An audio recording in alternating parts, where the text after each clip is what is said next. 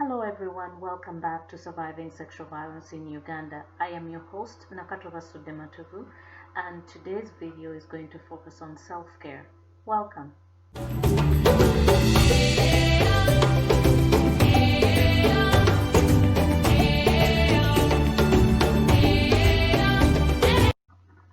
Welcome back. Self-care. How do we take care of ourselves? How do you take care of yourself? How do we collectively take care of ourselves? Especially when we live in societies or in communities where we are re-traumatized or traumatized constantly by what we hear, by what we see.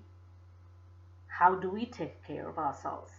Self-care is a very broad concept. I think that is can be, self-care can be viewed or done in very many different ways because we are all different. We do our self-care in different ways, even though sometimes when we go to workshops or forums where we are required to talk about self-care, we get sometimes notions of standardized ways of taking care of ourselves. I totally disagree sometimes with the approaches that we take from these workshops because most people do not do self-care the way things are proposed in these forums. So it is important, if you're a caregiver, to ask a survivor how they take care of themselves, because the only way they can take care of themselves is based on the resources that they have.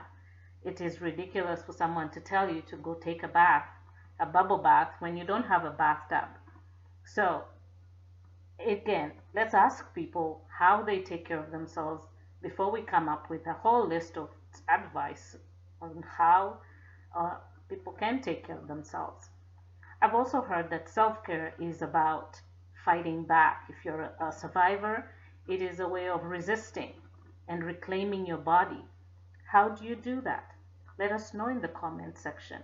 Have you been able to do that? I've heard survivors say, well, I went and got myself a tattoo. That's what made them feel like they were resisting the oppression that they experienced. I've also had people say, well, I eat better. I take good care of myself. I sleep more. Perhaps for them that is the best way they can take care of themselves, and good for them. I've also heard people say that they go dancing, they go for walks, they go swimming, all physical exercises or ways of releasing tension. This is a fantastic ways of doing self-care for them.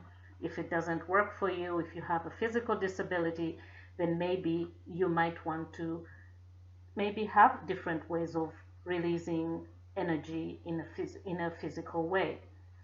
Other ways that we talk about most of the time with survivors is to make sure that they find someone who is willing to speak to them, or to who they were willing to support by speaking about their issues that are presenting in the moment.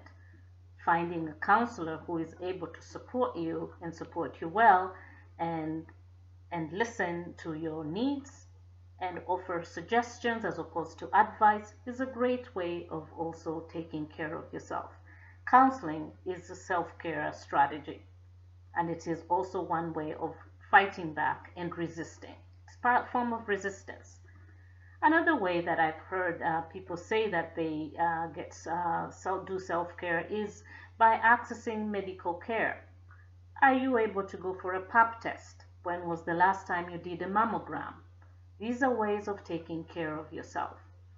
So let us know in the comments section how you take care of yourself, because it's very important for you to share the ways you take care of yourself so others can also perhaps pick up on some of those rituals that you do when you need to take care of yourself.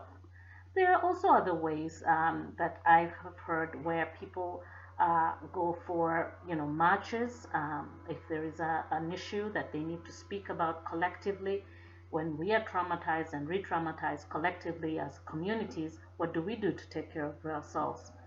What we do most of the time is protest, and that is our way of voicing our concerns. So voicing our concerns most often is something that might be met with resistance, but nevertheless, we speak up. Speaking up, again, at your own pace, you setting the pace for yourself is important for you to be able to, that's part of you, to reclaim it as your self-care. Another way that mostly I suggest to survivors as well as to caregivers is creating healthy boundaries. You as a healthcare worker, your role is to model healthy boundaries. If you're not able to offer support, speak up and say so that you're not able to support the survivor. If you do not have the resources, say you don't have the resources and find other people who can offer those resources.